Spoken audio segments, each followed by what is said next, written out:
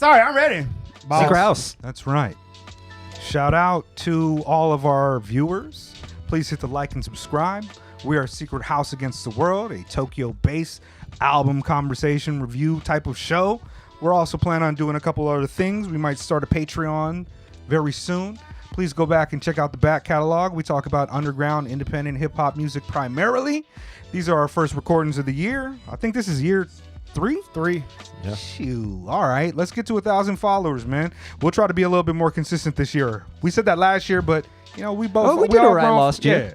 We are living our lives. Yeah, and not like I got bills to pay. We in Tokyo. We in Tokyo. It's a lot of things happening. All of us are involved in various amount of projects all over the place. So, you know, but thank you for tuning in. Today, as you can see in the title there, we're going to be talking about the new Skyzoo and the Other Guys album, Mind of a Saint. It is Skyzoo's 10th full-length album, and it's 10 songs long, and I forgot to put the amount of time it is, maybe 48 minutes. It is 44 minutes. 44 minutes. Right. Yeah, by, you know, the way we start, we've actually talked about Skyzoo before, but it was just a song. I forget what the name of the song was. Bed-Stuy is Burning. That's right. About All the gentrification. Yeah. Yeah, he talks about Great gentrification song. on that. It's great. And Skyzoo is an incredible wordsmith. We like to say how we are familiar with the artist and stuff. So I'll start by saying I've been a Skyzoo fan since maybe A Dream Deferred, maybe before that. I've also seen him on like Freestyle Fridays at one point. He's well known in the underground scene as being one of the kind of throwback East Coast rappers, prominent ghostwriter. Also, I've had him on the podcast, not in this studio, but in another studio. When his album In Celebration of Us dropped, he was out here with the homie. Peace to my man Omen44, she, shout out, Tokyo Hip Hop. And yeah, I'm a big fan of Skyzoo. I think he's one of the illest. I was thinking about this on the way over here. I have no idea how I became aware of Skyzoo. I feel like I was like a child the first time I heard the name Skyzoo. Word. Which is to say like maybe like 16, 15, 16 years old. I don't know. He's just always kind of existed to me. I would he say have I'm a an fan. album on Mellow Music Group? He's had stuff on Maybe, MMG. huh? He did an album with Apollo Brown. Okay, that's right. And I'm a big Apollo Brown fan, and he's kind of a standard bearer of Mellow Music Group, I guess. Barrio Brothers, but like too? I've been aware Barrel of Brothers? I've been aware of Skyzoo far longer than that. I don't know, stuff he's done with Ninth Wonder, maybe. Or I don't know. He's worked with a lot of cats. Like Stone's Griselda, Throw Cats or yeah. something. I don't know.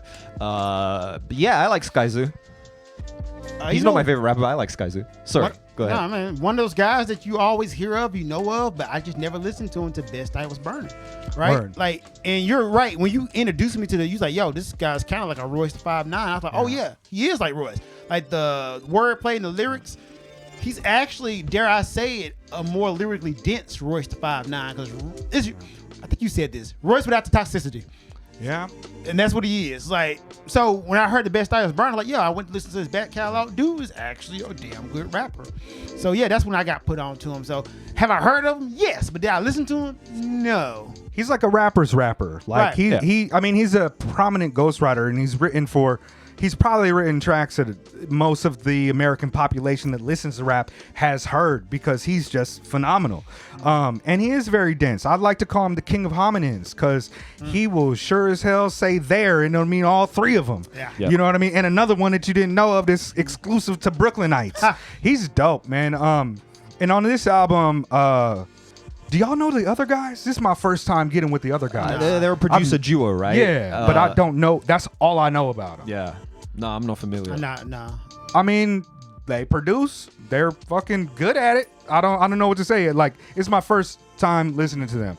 But this album by Skyzoo is actually a concept album, which he is not estranged from. He's done a few concept albums. He did the Reasonable Doubt remake album, kind of like Elzai did the Elmatic album.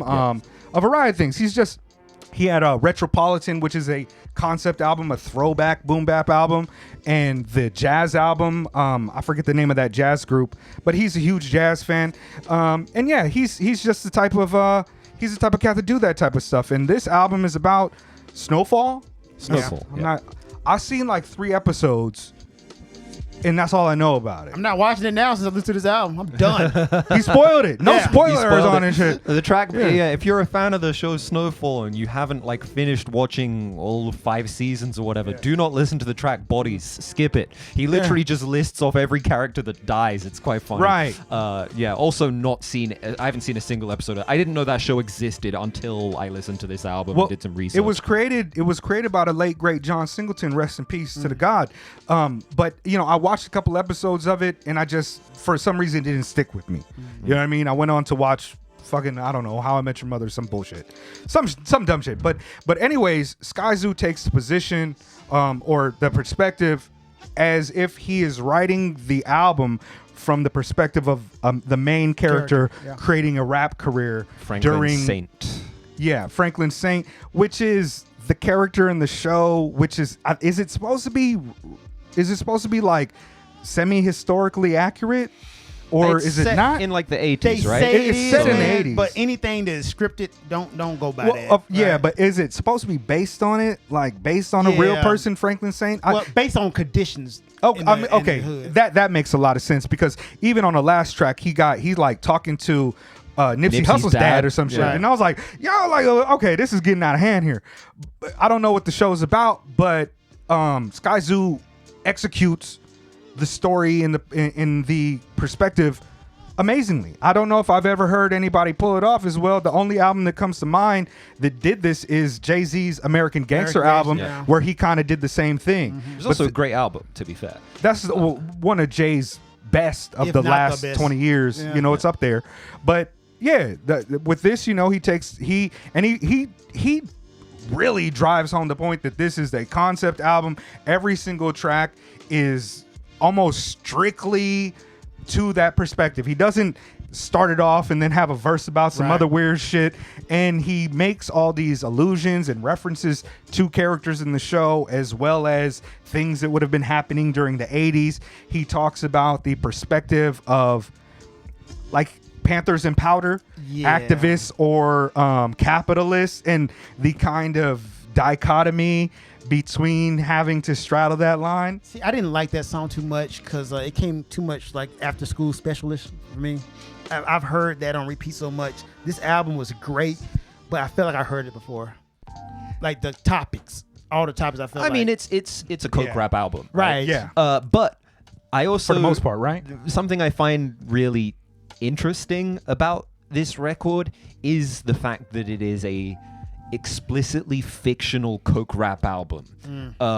Obviously, most coke rap you hear is coming from a rapper who's trying to convince you that, He's a they are a cocaine. kingpin. Yeah. Right? Have you guys heard of Boldy James? Um, He apparently sells coke. Shouts out to Boldy James. I hope he's okay. Me too. Because I know he was in like Stop selling critical coke, bro. condition after a that's car right. accident. That's right. And I know he was out of critical condition, but I guess like that's a slow recovery. Damn, that joke was in poor taste. But shout out to Boldy James. I was gonna say that. I like Boldy James, but I forgot about that. Shout out to him. no, man. hopefully Recovery. he's all good. Speedy Prayers up. recovery. Godspeed you, Black Emperor. But Godspeed you, Black Emperor. Yeah, man, you totally killed my train of thought there. I'll be doing that. My bad. The Skyzoo is cool. It's kind of Strictly interesting to fictional see Cobra. this kind of guy who is playing a character from a TV show who is a coke baron, and we aren't necessarily supposed to believe that Skyzoo is the one who is selling this kind of lifestyle. And as a result, I think it gives him a little bit more creative license to actually show different angles of it and kind of present a very kind of grounded vision of it, because it is fiction. And he's not really, he doesn't have to worry about naming names or like saying anything that might get him like reprisal. So hearing like a coke rap record from the perspective of a TV show character from a show I have not seen was kind of interesting. I had a look on like Twitter and just tried to see if I could gauge the response among Snowfall fans towards the show, and they were geeking out. Like there were people who had never listened to Skyzoo before saying, oh my god, this guy has like done such an amazing job. There's so much in here for the fans. So I think this is definitely something to think about if you're a fan of the show. I was wondering about that because the creative license, right? Like This album is really insightful and really inspects the type of life that you would have to lead and the choices, the moral choices you would make and the positions you would feel put in. And I was wondering if the television show addressed those things in the same light, or if Skyzoo was taking creative license and giving them more depth than the show actually suggests. Because as I was watching the first few episodes of the show, I don't recall anything about the Black Panthers. I know he went up to Oakland, but I don't really recall anything that seemed as dense as what Skyzoo gets into with fandom. Shit, if you're a fucking geek rapper, if you make a line about Thor's hammer, everybody, oh my god, it's so good, he knows Thor. Yeah. But with this, he does name drop all the characters. There's a lot of situations that he alludes to, and masterfully, by the way. But I was wondering if you guys know, let me know. Like, is it deeper than the show, or is it on the same level, or is it basic? Like, I don't know. That's a great point, because I can't speak to that because I've never seen the show, right? That's my Right. problem. So, but just taking the lyrics and the composition for what it is, it's a damn good album. I just feel like, hear me out. Hear me out. Get it? It feels kind of Rick Ross-ish in the Sure. sense that with more credibility, though. It's like, I know you're coming from the fictional perspective, but I get the same thing from a Ross. Like, basically, he's doing what every other coke rapper does, but he's just letting you know off top that this is a characterization of a portrayal of a show. The thing with Rick Ross is that when I think of Rick Ross, I think of like overwhelming opulence, right? It's all like, I'm in the back of the Maybach, with the hot dog in it. It's very like, it's always just, he's always in these like surrounded by diamonds, right? Right. Whereas this Franklin hot dogs. character, I really do get the vibe that maybe he's a kingpin now, but this was definitely a street level dealer at some point. I do not believe that the Rick Ross character, as opposed to the real Freeway Rick Ross, was ever like a street level plug. Sure. You know, this is a guy who like has ridden in helicopters for the last 10 years of his life. The creative license is fine, but at the same time, it also is a coke rap album, and the themes explored are deeper than many, but also themes that have not necessarily been missed by a variety of others. Thank you for saying that's what I'm trying to say. And on top of that, it is accompanied by what is ultimately conventional boom bap style production, which is what Skyzoo just did on Retropolitan. Yes. Yep. And they don't sound like 80s type of beats. So okay, the flows are not very I disagree 80s, on so that actually. So I think what they've done very well on here is striking a balance between nostalgic kind of production that's kind of vaporwavy, like it's got a bit of an 80s throwback, like synths and the choice of samples, everything. There's no way there's a sample on there that is from before like 1984 or whatever year the show was set, while not actually sounding like an album from the early 80s, because otherwise it would just be like, my name's Skyzoo and I'm here to say I'm the best coke dealer in the USA. Break it down now. Head spin. Let's do it. And maybe that wouldn't be a very compelling record. It would not. That said, speak for yourself, guys. I will admit I do prefer Skyzoo when he's rapping about other things, and that just could be because I haven't seen the show. But this to me is kind of like, it's a concept album first and foremost, and I think that everything on it is executed very well. I think it's very good. For me, the things that Skyzoo explores on this, phenomenal. Like, it's funny how Kane being away left Ked running with free with cocaine, leading the way to his name, seeing a grave, and then he's like, look at life, one Kane should have stopped the other. I fucked around and dropped my brother. Cain and Abel, cocaine. And then he's like, accidents on purpose. Judas is never Judas on the surface. Like, he's incredible at that. But I also just kind of want something different from Skyzoo. Ultimately, I have no problems with this album. If somebody's like, this is one of the best albums of the year, I don't disagree with you. The production's great. The lyricism is great. All of it is executed very well. It just is not as interesting to me as a few of the other Skyzoo projects. That's the point. Everything here is great, but I still left feeling meh. Maybe we need to watch Snowfall. Maybe that's Snowfall, that's Maybe actually, we need to watch that's it. actually it. Maybe because we don't But have it's spoiled that. now. Yeah. Kev ran with cocaine Like- and they got killed by... Yeah, I don't know. Yeah. I mean, I felt mad about this album. Everything is done. I thought it was a standard Skyzoo album. He is great at rapping. His wordplay is great. Production's not bad. But just this project, I was just like, okay. And maybe the prerequisite shit, we should have watched Snowfall, at least like 5 episodes. Yeah, What we could have done is we could have just watched like one of those like last season on Snowfall. Yeah. You know what I mean? Recaps. It's unfortunate. I kind of, as a huge champion of Skyzoo, I feel like he deserves more recognition in the spaces that are mainstream, just for his ability, his longevity, how he pushes the boundaries, and also he's one of those MCs that like I feel we need more MCs like this. In like with a bigger voice, though. It's not all just eating hot dogs in a Maybach type of shit, right? Because Skyzoo is insightful and he's wonderful. On the other hand, I'm very happy that Skyzoo is in a place in his career that he can see a TV show he really likes and be like, I'm going to make an album about this, and people are going to still take it seriously as a work of art. Oh, yeah. I couldn't do that. Nobody could do that. Name another artist could actually say, hey, I'm going to make a song about this. I think the last artist I knew to actually do that was Jules Santana, and that was just a song on his album that he made it shows up in there will be songs and I'm sure, and we've reviewed like a bunch of albums which have tracks named after like anime or whatever. It's come up, but I think it's dope that Skyzoo has found some art that inspires him to create art that is going to inspire people in turn.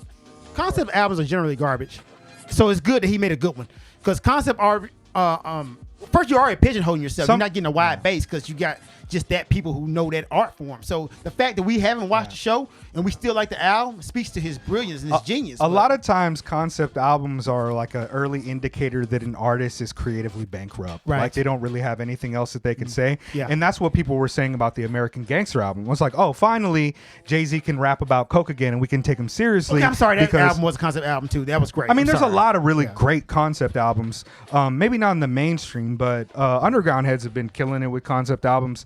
I'm pretty sure every prog rock album Ethiops ever is has a been concept album. You know what I mean? Like to a degree. You think Ethiops is a concept album? Yeah.